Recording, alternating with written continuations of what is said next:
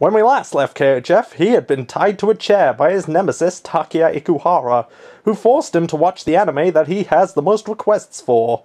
I fail to see how that's a form of torture, but in any case, Takeya has gone to look for Emma Sky, and plans to kill her in front of KHF to get his vengeance upon him for what happened to Ren. However, so much time has passed since that video that KHF has now died of starvation. Nah, I'm only kidding. Let's see if our hero can get out of this situation. KHF. Ren? KHF. Oh, perfect. That's just what I needed. Now I'm hallucinating. KHF? Why do you not wear your glasses anymore? Because I wanted to keep Emma safe, so I took on this new persona. Is that the real reason?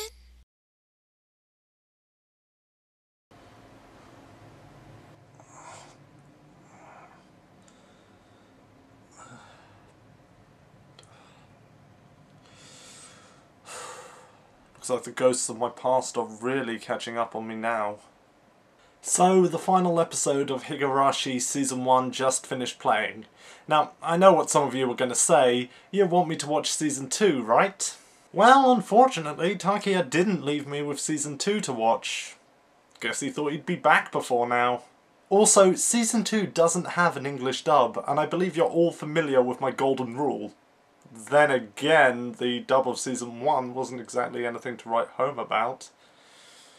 Maybe a time for change is in order. Anyway, on to my actual thoughts of the series. I honestly really liked it. I honestly don't know why Takeya thought this would be such a cruel torture method. I mean, yeah, it's gory, but the story behind it is really good and looks at a lot of interesting factors about the human mind. I don't mind this level of violence as long as there's a good story behind it and there's a method behind the madness. But while we're on that note, I am going to say this. While I did really enjoy the series, I wouldn't recommend it to some of the younger viewers out there. Like I said, this series is very gory, and it looks at a lot of complicated issues about the human mind, such as what fear and paranoia can cause one to do.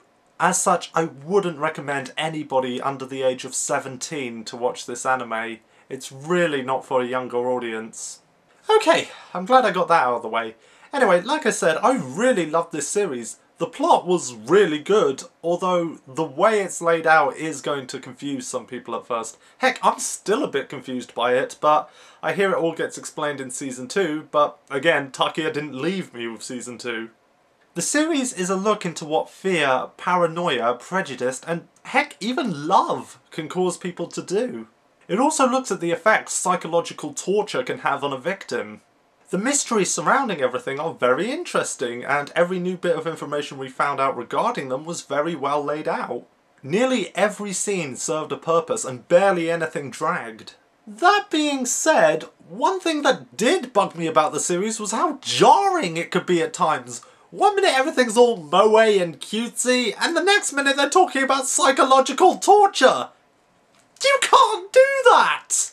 You can't put everybody in a comedic situation one minute and then have them slashing each other apart in the next. It's just jarring! Then again, I do genuinely think moe is pure evil to begin with, and heck, I actually think it does have a psychological effect on its fans, so maybe it is appropriate. Could the series really be that deep? I know it talks about some deep stuff, but could it really be trying to call attention to the evil contamination upon anime that is moe? I don't believe it! But then again, neither will anybody else. They'll say I'm crazy. But I'm not crazy! I'm the only one who's not crazy! The moe plague has gotten to them, that's all! Yeah! It's turning them into mindless drones! You see? I was right! And Higurashi agrees with me! Moe is pure evil!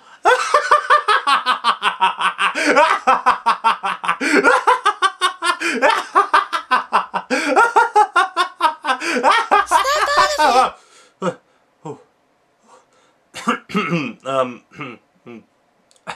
Sorry?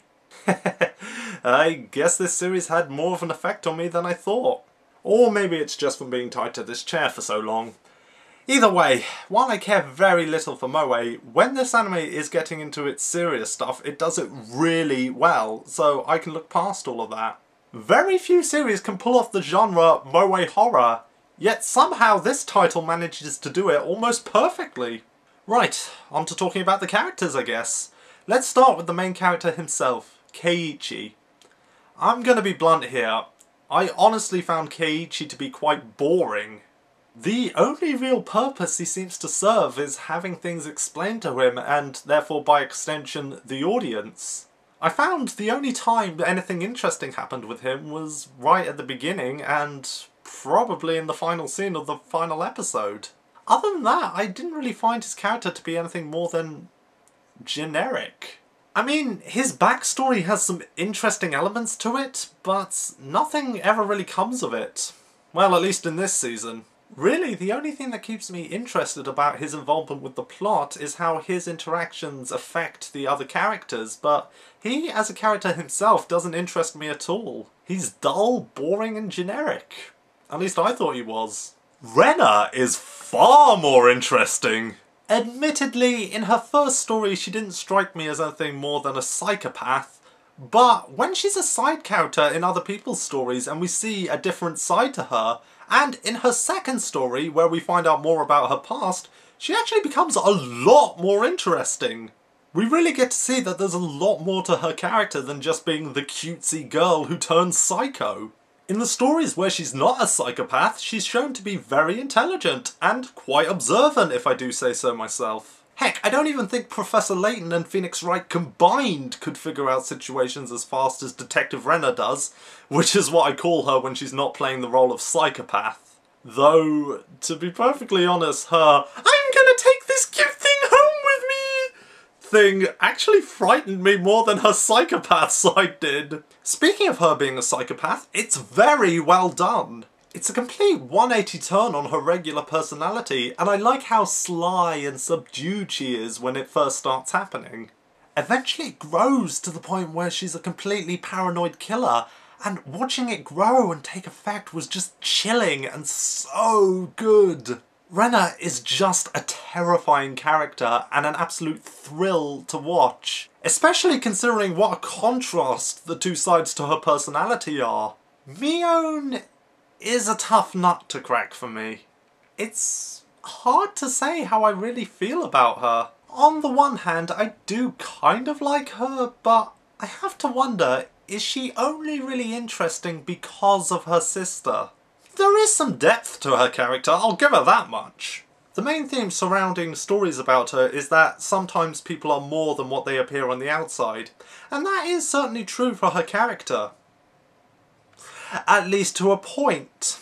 But at times it seems like the only real purpose she serves is to further highlight how insane her sister is by contrast. Times when she's being very serious and cruel when in front of her grandmother seemed completely out of left field.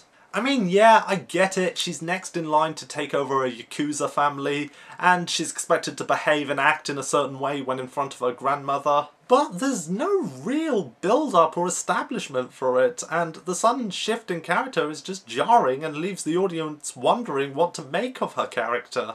However, she's by no means a bad or uninteresting character. Just one I have a hard time forming an opinion on. Alright, you want me to talk about her twin sister, don't you? I just know that the one character everybody's been waiting to hear my opinions on is Shion. Shion terrifies the life out of me to no end. Shion is perhaps the most deranged character I've ever seen. She's sick. She's twisted. She's demented.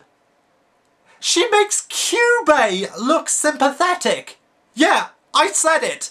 She makes freaking Kyubey look sympathetic. Okay, I do feel a bit sympathetic towards her because she does have a tragic backstory. However, a tragic backstory does not justify the things she does. Things like what she does are never justified. Quite honestly, I'm sick of characters who do horrible things getting off the hook with the fans just because they have a sob story for a background. Regardless of what happened to her, that does not excuse what she does. She's a complete psychopath.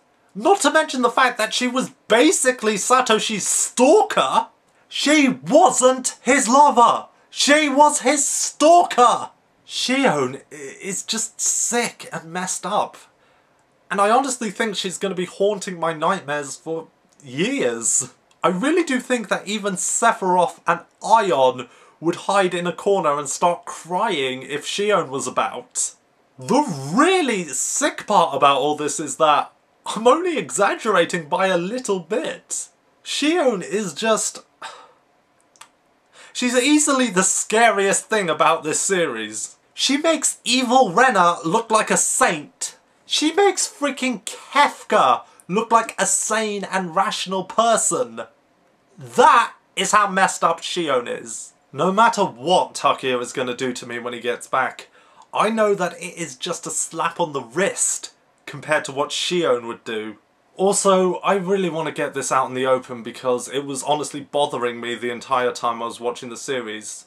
With Mion and Shion's breasts being as large as they are, their spines should snap in two. Seriously, if their breasts are that big and they themselves are that skinny, their spines shouldn't be able to support the weight. How I feel about Satoko is actually quite interesting. I actually didn't like her at all when the series started. I never really took to her personality all that much. However, as time went on and we began to learn more about her, I was actually surprised at how much I was beginning to care about her without even realising it was happening. So much so that Satoko probably became my favourite character in the series. Her backstory is really well done and properly gets you feeling sorry for what she's had to endure. It gives you a sense for just how strong of a character she really is. Though, I am willing to wager that the fanbase give her a hard time when she's getting upset over small things because they A, don't have empathy, and 2, don't get that there's more going on behind the scenes than what we see on the surface. This is another reason why I don't think anybody under the age of 17 should watch this series, because there's a lot of subtlety about it and there's a lot you have to understand about human emotions and how they work. Often people let their feelings of sadness bottle up inside of them to the point where it takes just one small event to set them off and let it out all at once. The straw that broke the camel's back, so to speak. Keep in mind, Satoko is 8 years old and has had to endure a lot at her young age. It really makes me wish that I could adopt her just to get her away from the horrible situation she's in. And no, not in the way that pervy doctor wants to. Right, Irei's attitude towards Satoko is the creepiest thing ever. I honestly think she'd be in more danger if she went to live with him than living with her jerk of an uncle. Don't you go telling me, no, Irei just really cares about Satoko. He's not actually in love with her. Bull spit, he's not in love with her! You watch his attitude towards her in the final story arc of the first season when she's working in the cosplay cafe, and you tell me that isn't creepy or perverted at all. Irei is just a sick man, I tell you. A sick and disgusting pervert of a man. If you ever go near that girl again, you're going to have to answer to me, you pervert.